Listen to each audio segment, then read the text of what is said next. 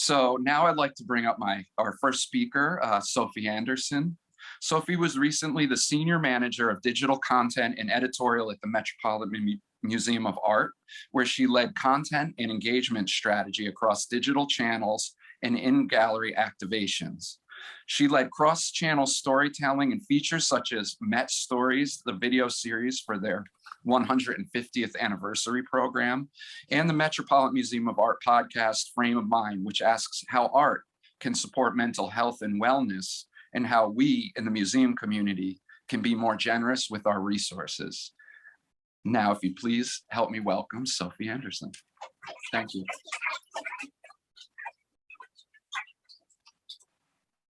Good afternoon, everybody.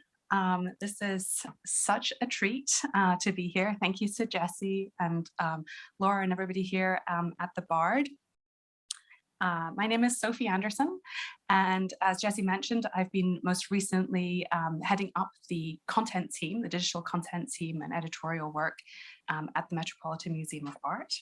And before that, I was Director of Digital at the Whitney Museum and have spent many years producing media and interpretive communications for museums around the world. And really my aim in my career has been to create meaningful and transformative connections between people, places, and art. So what you see here on the screen today is a little bit of the past and a little bit of the future. It's a world built in Animal Crossing, which is a hugely popular game. In 2020, just months, maybe I think 6 weeks into the pandemic, we integrated the Met's collection, open access collection, into Animal Crossing. And what you see here is actually a world created by a gamer that imagines the Met. And I see this as an essential part of our future of art beyond the borders of the museum, but also the past, the iconography of museums as temples of authority and gated communities of experts that need to be visited and paid homage to, is a very particular paradigm that I'd like to talk a little bit about today. So we'll come back to that in just a moment, but the question that we're talking about today is what the impact of the pandemic has been on museums. So at the beginning of the pandemic, I came across, from a colleague of mine, I came across this article by Arundhati Roy, the author, and they talked about this notion of pandemics as historically forcing humans to break with the past and imagining their world anew. This one is no different. It is a portal, a gateway between one world and the next.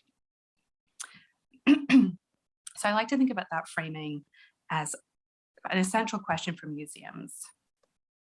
What might we take into the future about this experience of art beyond the physical walls of the museum? And in my case, particularly interested in the digital experiences. What does the museum mean without a building? And what could it look like in the future?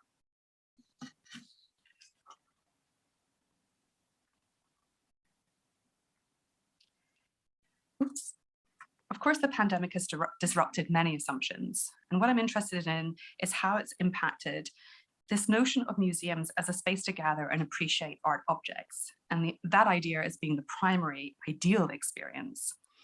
The Met, for example, has for over 150 years considered itself a destination for tourists, experts, casual visitors, and has treated guests as visitors to be educated and hopefully inspired.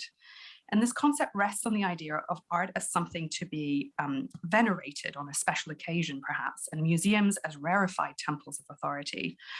Perhaps an expansion of the 19th century salons, like the one we see here. The daguerreotype is by Baron Gross from 1850, or of course the earlier Kunstkammers. And I can relate to that. I grew up in an environment myself. I grew up in Edinburgh as part of the Danish Cultural Institute, where I was surrounded by artists, performers, musicians every day. But I soon came to realize as I grew up that that was not the norm for most of the people that I interacted with. This was a very particular kind of experience. And I've thought about digital as often being framed as binary. to that essential experience, maybe to support the on-site experience or to emulate it.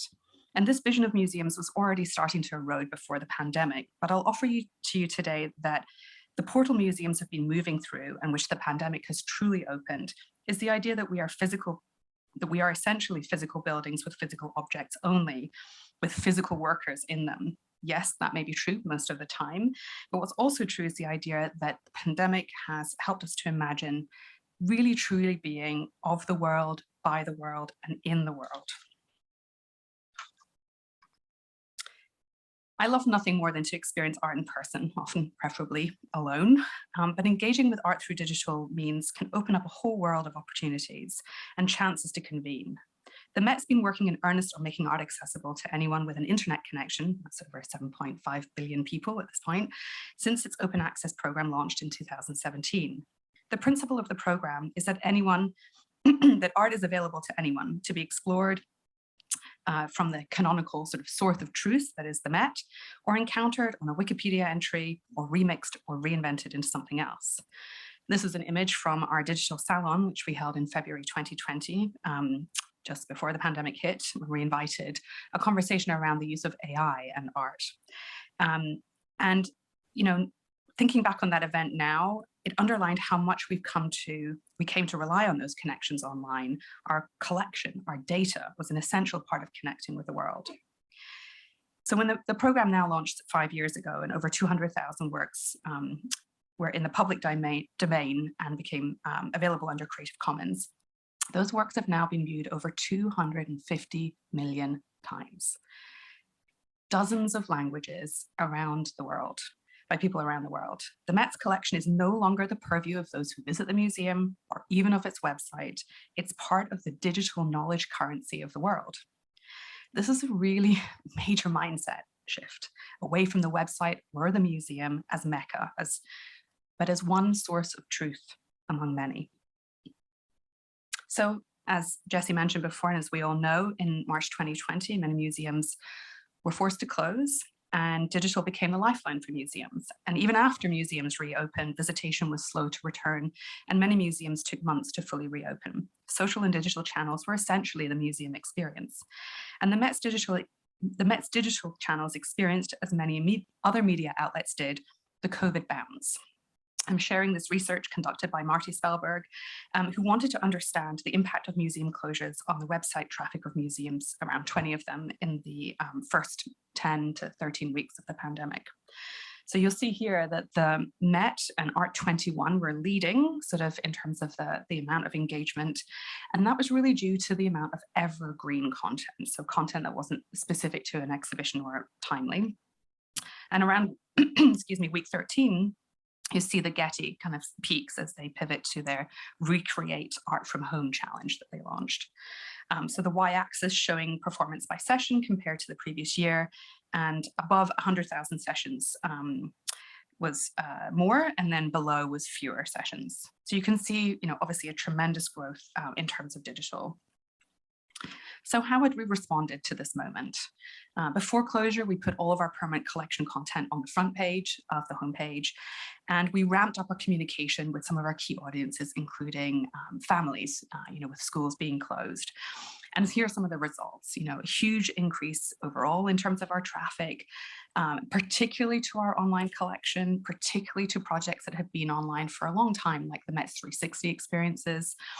Met Kids traffic absolutely skyrocketed, and you'll see over 1,600% increase. And our exhibition primers, which were a way to engage with exhibitions in a sort of a very concise and engaging way, so a huge increase. And all of this interest helped us to chart a future during those uncertain months, taking a keen eye to seeing what was working, what was appealing to people, and adjusting our planning accordingly. And as many others did, we turned to virtual events. We live streamed talks, we created virtual tours, and our curators became essentially YouTube hosts. You'll see on the left a conversation in a series called Artists and Artworks, and on the right, this is actually one of our more recent exhibitions tours of the artist Charles Ray. But we really established the format during the pandemic, And honestly, it was incredibly surprising to me. These videos were 20 to 30 minutes long, which before the pandemic would not have been something we would have aimed to do. But they were hugely engaged with, and they continue to draw tens of thousands of people for every one that we release. We also premiered live performances in the Met Live Arts program, and really turned our exhibition openings into these virtual premieres. Oops. But of course, the secret to long-term success is understanding why digital online was so popular. And LaPlaca Cohen has a regular cultural track report that many of us look at, and the one from 2021 sheds some light. Not surprisingly, online cultural activities became a stand-in for the activities we were all missing in person. But what's interesting is the fact that fun, learning, and relaxing were key components, along with connecting with others and broadening perspectives. Another way to think of it is that audiences were looking for delightful or inspirational content, as well as useful experiences that they could learn from, and ones that put them at ease.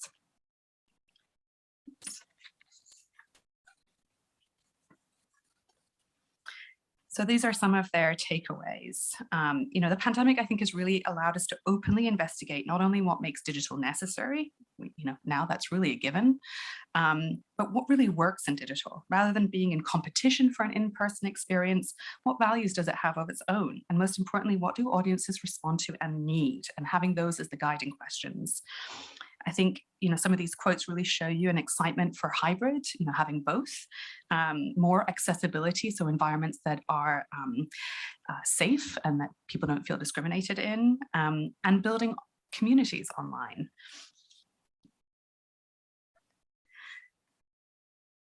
So what are we doing well, and what should we do more of? And how do we help meet some of these audience expectations? What should we take with us through the portal of the pandemic? My aim throughout my career has been to create a relationship with our audience. And it starts for me with storytelling and designing the user journey. I started my career working in audio interpretation, an incredibly direct and intimate medium, which taught me the two most important things I've carried with me into the pandemic. We can create incredibly powerful connections with our audiences wherever they are. And if we elevate storytelling and storytellers that matter, we can create deep and memorable connections with an artwork that makes art truly accessible and a meaningful part of everyday life. I also consider the full digital ecosystem and how audiences will experience the content before, during, or after a visit, and try to create content that speaks to contemporary issues. I think of art as an essential resource that can lead us back to a more accurate assessment of what is valuable by working against our habits and inviting us to recalibrate what we love or admire. So when I arrived at the Met 3 years ago, we started planning our 150th anniversary. And I wanted to use this opportunity to design different kinds of storytelling and uncover new and underrepresented voices to speak about the Met, to challenge the notion that museums are a place of singular reality and truth. I could not have imagined how important this series we created became. Met Stories was designed before the pandemic to show museums through the experiences of the people who are impacted by them. What I could have no idea about is how much 2020 was a year that people needed to hear these kinds of stories and this way of convening with art. I wanted to elevate the stories of our visitors about the Met, creating a space for lived experiences to be in dialogue with this temple of art. As you can see, we created a thematic approach, grouping stories into 12 episodes in order to emphasize how the personal, anecdotal story can speak to universal themes and the wider meaning of art in museums. The style of the series was intentionally cinematic, bringing a polish to these stories usually reserved for experts or celebrities. Stories range from connection to resilience, to home, to breaking down barriers, to belonging. And I'll share a clip in just a moment. One of the most powerful stories was from Janita Pettway, a quality assurance specialist for our website, who stumbled upon a Glenn Ligon work on our online collection. Her story was the most vulnerable we filmed, as she described feeling an unexpected resonance with her own experiences and the language of racial alienation in the artist's work. The whole series was one of our most successful ever on our Instagram channels, with over 5 million views. And most importantly for us, the outpouring of comments was incredible. What we found with the series was that these lived experiences garner profound connections with our audiences. Let's see whether this works. Oops, that might be nice with some sound. We would take a trip to the Met with Teju. So I looked at that and I said, well, I get to go home for free. I hadn't been back in Harlem in a while, so I packed a bunch of stuff I wanted to drop off. I get off the bus with all my peers. I head uptown immediately, they enter the Met. So I'm in Harlem. I'm walking into the projects. I say what's up to my mom, I drop my bags off. I'm home, right? I'm in my neighborhood. And then I head back to the Met. I'm staring at these stairs, these big, huge stairs in the entrance of the Met. Immediately, my heart drops. I'd never been to the Met before. I still remember vividly the cold sweats, the knot in my stomach, the butterflies, and just thinking of walking into this place. Like, oh, I'm walking here alone now. I'm gonna look so suspicious. What's security gonna think? Like, are they gonna question me? I grew up at the height of stop and frisk in New York City. You can imagine whenever I walked into institutions like the Met, those apprehensions and those triggers came from growing up in that kind of heightened surveillance. When I finally found my class, I witnessed something bizarre. Visitors, students, random people who were just probably passing by. Everybody was just stopped and locked in, listening to Teju explain her hands memoing and painting. I'm watching this from the outside, and I'm like, where am I right now? Having left the projects to walk into this space where, like, in a sea of white faces, there's this one black man explaining this, and all of a sudden, all this worry that I have to merge my worlds, it all just came crashing down in that moment as I witnessed that. I take this deep, deep breath of relief, and I was just like, legit, like, that could be me. So I'd love to keep playing that. There's a lot more to say and to experience. I encourage you to take a look online. Another important evolution of this thinking was the overhaul during the pandemic of our blogging program and our editorial program. So also in the works before COVID-19, this new approach disbanded our blogs so that we were no longer kind of a citizens journalism organization where, you know, anyone could kind of write whatever they wanted. Most often it was about European paintings, but more of a thematic set of content streams that staff and colleagues across the museum were encouraged to pitch to, with the intent of reaching people with relevant, well-crafted content that connects to bigger ideas. We also introduced new article styles such as roundtables, conversations, close looks, bringing staff and outside voices together with a more, again, journalistic approach that emphasizes readability, relevance, and onward journeys to related content. The principle that I was really going for here was the idea of museums as spaces for convening, spaces to share knowledge, but also to question the status quo and to pair outside voices with internal expertise. So we really created a content hub. We brought our old content over and we augmented that with new content. We started out with the blogs and then we started to integrate video and audio slowly over time. And this really became also a digital magazine. So we regularly publish content and this new editorial focus. We also created an independent publishing program for our curatorial partners to reach more peer audiences, so more specialized, more niche content, and so they can publish now on their own department pages independently, using some guidelines that we put together for them. So again, this was an incredible undertaking during the pandemic, but really was important for everyone to feel like they could continue to connect with audiences and have some autonomy over that, as well as some direction. So this is just a still of the close look that we developed. This one with the Carrie James Marshall painting the studio, and it takes you through very similar if you're familiar with the New York Times feature where you can look at one single work of art. So you scroll through and you're able to kind of be directed through this work of art. It's one of our most popular perspectives features now, and really allows for that close looking that, you know, in some ways more close looking than you can do in the galleries. So we're incredibly proud of that. So a little point about voice, it really matters. It's really important how you write and how you communicate with your audiences. And the pandemic was a great time to think about that. You know, usually the emphasis is on print and it's on what happens in the galleries. And thinking about how to communicate online is a little bit different than in person. So we created a very extensive style guide, just a few principles that I've pulled out for us to share today is really, you know, most importantly, being inclusive in the language and the approach, being conversational, so allowing for some informality in a way that you might not do in academic writing, being insightful, having a point, really getting to the point, being direct. So again, making sure that all of your writing really is directed towards an argument, and being clear, no jargon, no getting too far away from your main kind of point that you're trying to make. So we're working on expanding this into audio and video too. But again, I think this is an inclusive approach. So it is constantly being iterated on and is a digital publication, so it can be built on over time. So another kind of important point that I mentioned earlier is really connecting where your audiences are. And we talked about storytelling as the foundation, but knowing where your audiences are and how they're going to connect is really the key to your success in digital experiences. You know, in some cases, people are visiting remotely, in some cases in person, and sometimes hybrid. So the next program I'm going to talk about is called Spotlight, and this was really developed during the pandemic. And as I will tell you about over a glass of wine sometime, we had very high ambitions for this project in a very short amount of time. And, you know, one of the realities of the pandemic was just that there was a lot of turnover within the museum during this period of time.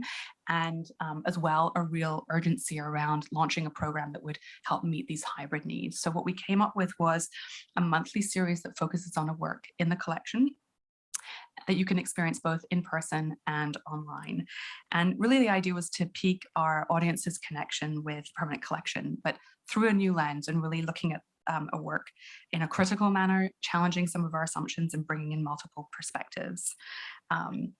So what we came up with was a program where you can listen to an audio track in the galleries, and it's highlighted there. And then a few times a year, we also create a video spotlight on that work. So I'm going to play a little bit for you today of our first video, which was with the author Minjin Lee talking about Antico Spinario.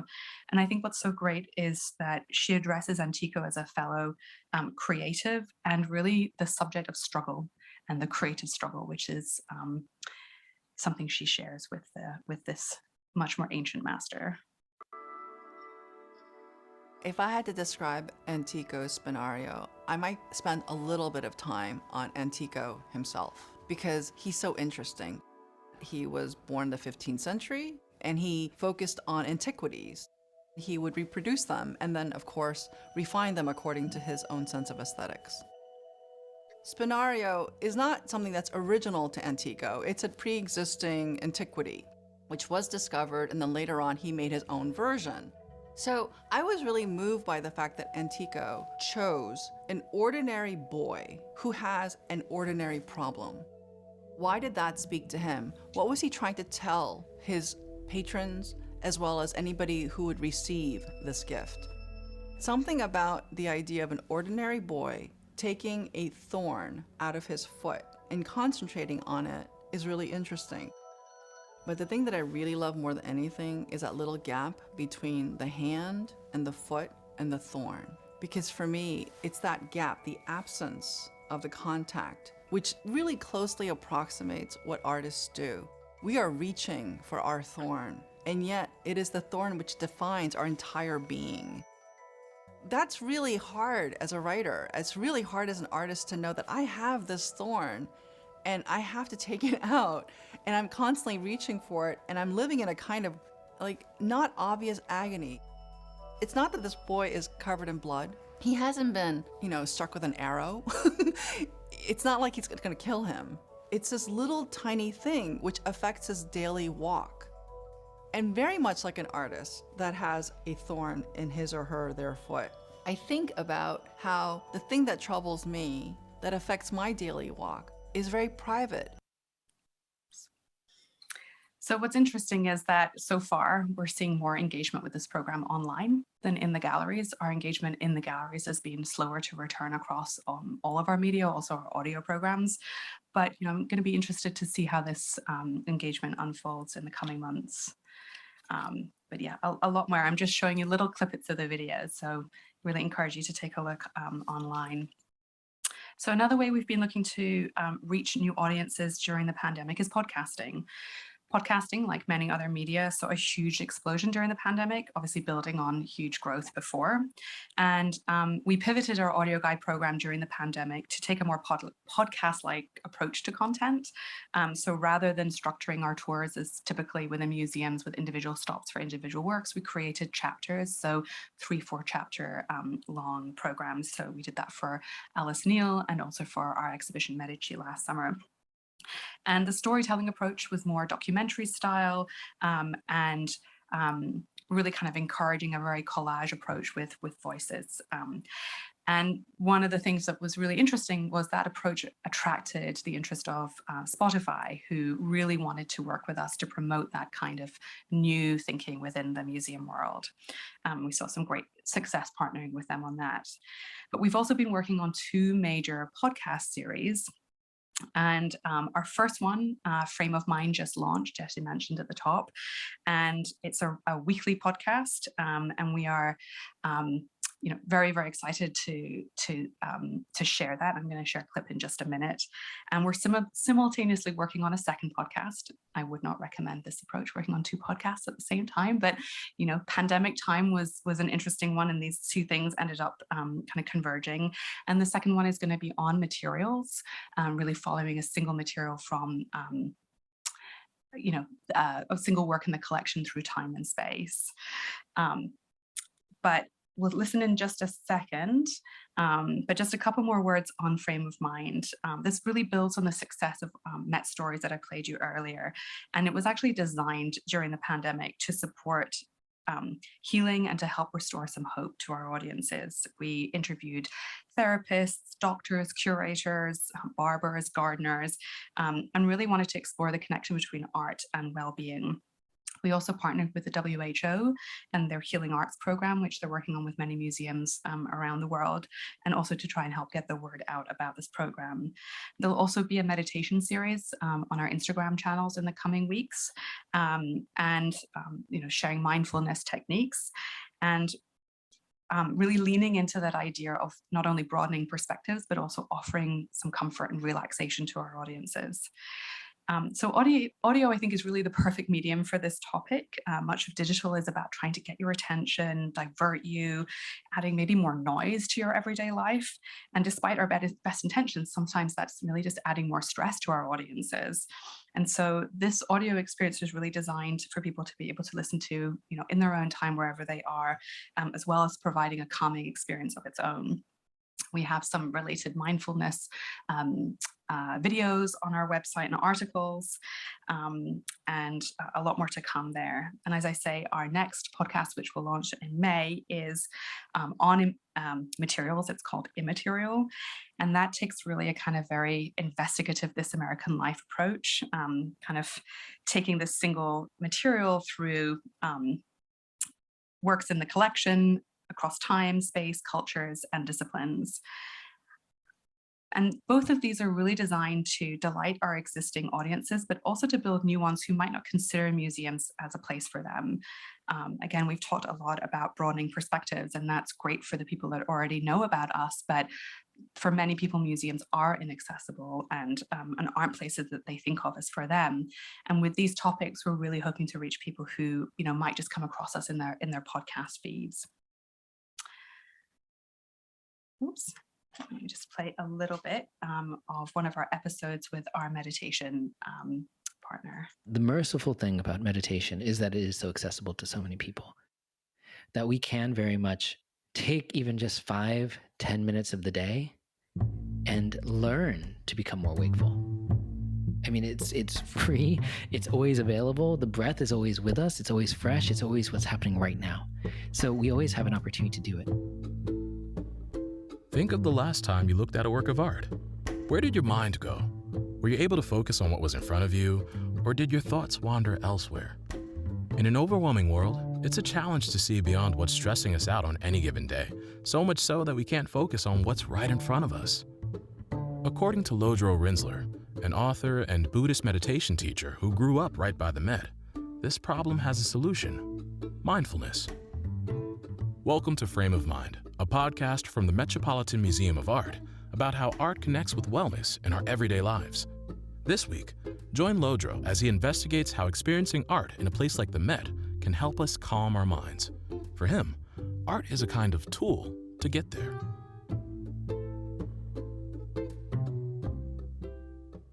My first memory of the Met was probably around 4 or 5 years old, very young.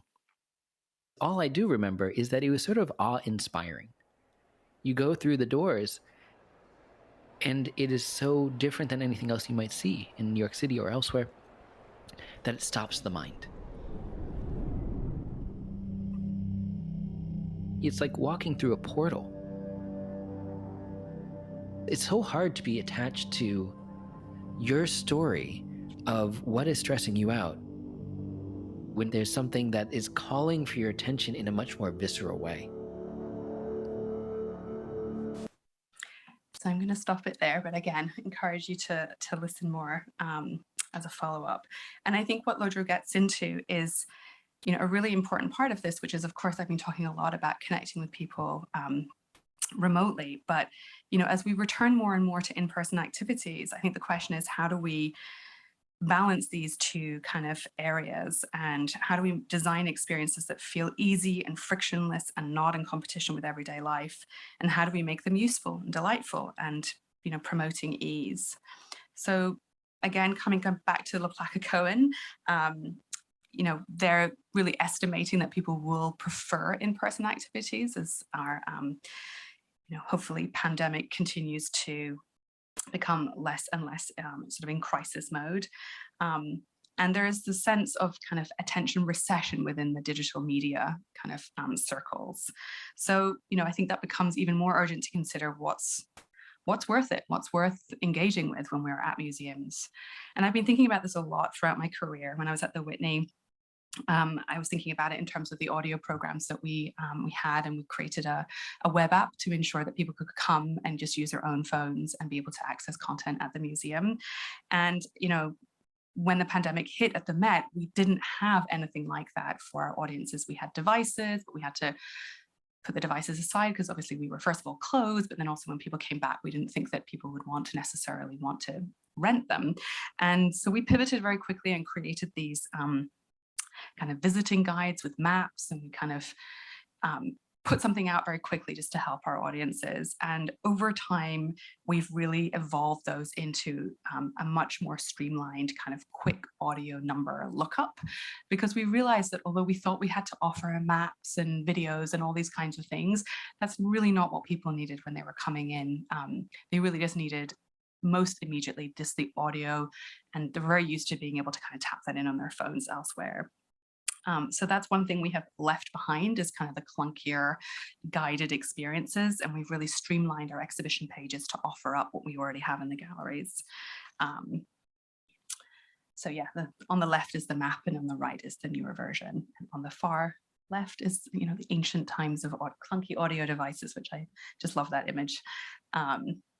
The other thing that we really learned during the pandemic, and that I think is going to be essential for us going forward, is evergreen content. So I mentioned at the top the kinds of things we were seeing that were really resonating with people. So we've dug in a lot on our Met Kids content, created a new animation series.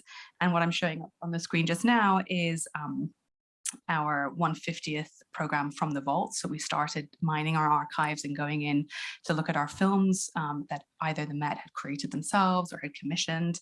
And, with over 3,000 films and audio tapes and slides from the 1920s on, we had a lot to look at and think about and digitize. And, it sort of started as, I think, a nice exercise. Let's get some of this content out there, and it proved wildly popular. And the program continues today. We're continuing to go in and digitize.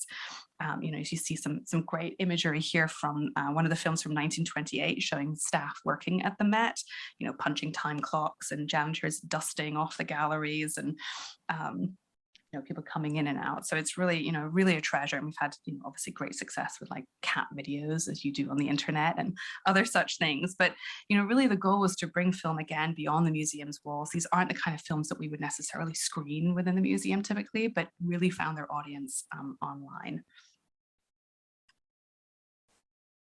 So also thinking about ways to be a little bit more lighthearted. We kind of found that there was a much greater acceptance of more nimble formats. So I think, I mentioned before with live events and from home Zoom talks, everyone became a lot more comfortable with informal formats. And that led us to experiment a bit with, just as we had sort of wanted to a lot before the pandemic, but actually creating more fun videos. So this is actually a makeup tutorial that is taking inspiration from art. So I'm just going to play just a little bit. Hi everybody, my name is Cecilia. I'm an art history student at Harvard, as well as one of the Ho family student guides at the Harvard Art Museums, and I'm very excited to have been invited by the Met to produce another art-inspired makeup tutorial. The look you see on my face is my attempt to recreate Bartolomeo Coriolano's chiaroscuro woodcut of A Sleeping Cupid, which he created between 1630 and 1645. Coriolano was a successful 17th century Italian printmaker working in Bologna. Anyway, she goes on. You can recreate the look from home later. I'll let you go off and explore that. But again, I'm not sure we would have done that before the pandemic. I think that very informal style, she's sitting in her bedroom, we probably would have thought we need to really produce this, or it's just for social. But actually this, in-depth 10-minute video is kind of perfect to kind of experiment with during the pandemic. So hopefully doing more of those as time goes on. We also experimented with 360, and Jesse, you mentioned this at the top, and I'm sure others will talk about this too, kind of the difficulty of conveying experiences online that are 360 objects. And so we did a little bit of that, working very closely with our imaging department, put some of our work out there. The Zemi was the first one. And I will say I sort of have my reservations about how interesting this would be to kind of place an object in your home. But I think it was the beginning of an experiment to think about, well, what does it mean to really do this kind of work, and how much interpretation do you need on there? And is it enough just to put the image out? And so I think these questions are really great for us to start exploring internally. And we're now creating an experience for the Chroma exhibition that's coming up this spring, summer at the Met, which will look at some experiences outside of the museum on the facade and some inside. And we'll really kind of take this to the next level and kind of explore, in a little bit more of an advanced way. But again, this was an early experiment. We also did 360 filming of our Gerhard Richter exhibition, which was only open for 6 days before the pandemic. And of course, as a major show, it felt like a real shame that people weren't going to experience that later. Again, I would say nice idea. I kind of understood why there was an interest in 360. Personally, I think that a video did just as great of a job, in some ways better, because it's just very easy and there's no questions about how to use it. But again, a sort of an interesting experiment for us to have looked at. This experience, I'm just going to mute this for a second, was our collaboration with Verizon last year. So our marketing team teamed up with Verizon and worked with us in digital and a number of other departments to think about how to create a fully AR experience of the museum.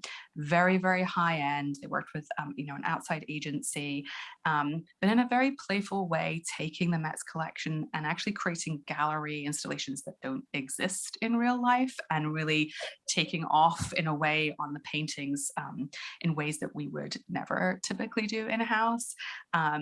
This was obviously, as I said, it was designed as a really big partnership with Verizon to bring focus to museums when we were closed and when we were really trying to get visitation back. And so from that perspective, it was incredible for us, because it really showed how much you could do and engage with art from home, but also how amazing art is, and you should come back and visit us in person. So it was really incredible from that perspective.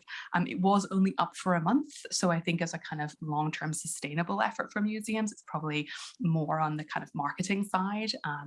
But again, I think it really showed that we could be more playful as an institution than I think previously we had considered. Let's see if I can move off this slide. Ooh, I got stuck. Let's see if I can put us on here. Okay.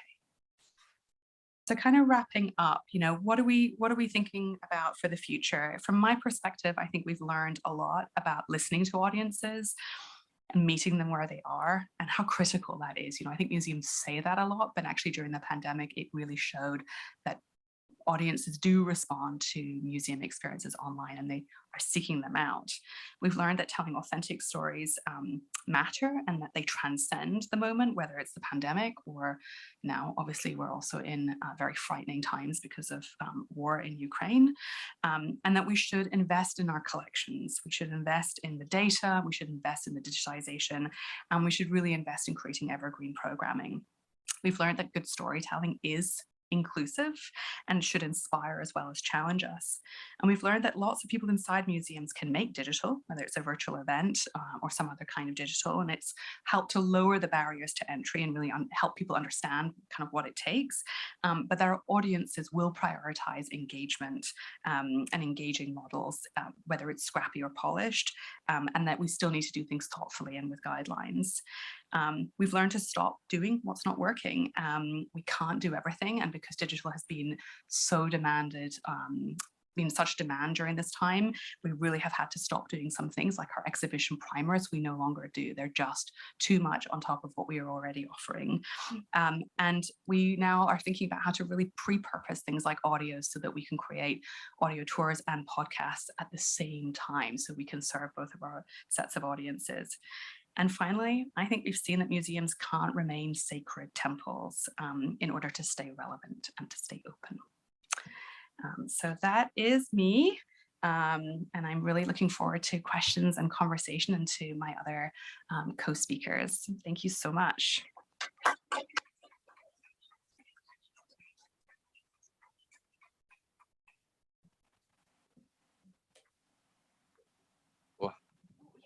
Yes, sorry. Before Sophie leaves, does anybody have a question? We have time for just maybe one question here. Yeah. Hold on, let me. I think I can speak loud enough. Okay. Can you guys hear me? I really just wanted to know if you could speak to how your content is produced cross-departmentally. In other words, is it your idea and you bring it to education and you're like, we're doing this, you're going to love it? Or do you have each department has their own content creators, and especially around like objects, I would imagine there's a lot of back and forth about interpretation. And so maybe like the org chart a little, just the pragmatics of it. Yeah, I mean, the Met is a huge, complicated organization. And so content lives in a lot of areas, right? So, my title was, heading up the content team, but I think my role more than anything else was to ensure that we are creating content strategically and with focus and thinking holistically about our audiences. And that kind of thinking isn't necessarily one that everyone brings to digital enterprises, right? I think individual departments tend to have their own focus or their kind of interests that they're trying to serve. And so our role, I think, more than anything else, is really to be that advocate for the online audience or the in situ audience, and to think about what are the stories that they need to hear in that moment. What are the kinds of things that you are wanting to communicate online? In terms of idea generation and kind of who decides, that is a very complicated matrix, and I probably need several glasses of wine for that conversation. So I'm trying to think about how to say it concisely, but there are some things that are very much more straightforward. Exhibition content, the thesis is more or less set, and so our role is to really help transform that into audio or video or some other kind of medium, and really to think about what is this, again, what's the most important story and what's the right way to tell it, or ways in which we might be able to tell it, and to really also advocate for community involvement. Again, that's something we might partner with our education colleagues on, but for some of our programming, our education colleagues are absolutely key and critical. We couldn't do our Met Kids programming without our colleagues in education. They know those audiences better than anyone else. They work with them every single day. And for other projects, like when we're working on the AR project, our imaging colleagues were really, really driving those conversations, because they were the experts in thinking about what's the image experience here, like what's that physical object how's that going to translate, and then partnering with us on the technology side. So I would say it varies a lot. For large new initiatives like Spotlight, like Met Stories, they tend to be really cross-departmental collaborations. So, whether the idea originates in one department or another, really it takes, I'd say a village, although the Met is more like a city. And, the work that I've been doing is really to think about how to bring out the best in everybody that is involved in that effort, how to really raise our game, to really have that expertise shine, and to have those voices find a home in shaping the final product. So again, with Met Stories, we worked, with our marketing colleagues a tremendous amount. We worked with our education colleagues, and everybody contributed ideas and thoughts about that. When it came down to production, that's what we did. But really involving them in thoughtful consideration of who we were talking to and what kinds of stories we were going to share. So yeah, a lot more I could say there about a lot of those things. And in some cases, it's really straightforward. It's just us working directly with a curator on an article. And that's, a very straightforward kind of consideration. Yeah. Thank you so much.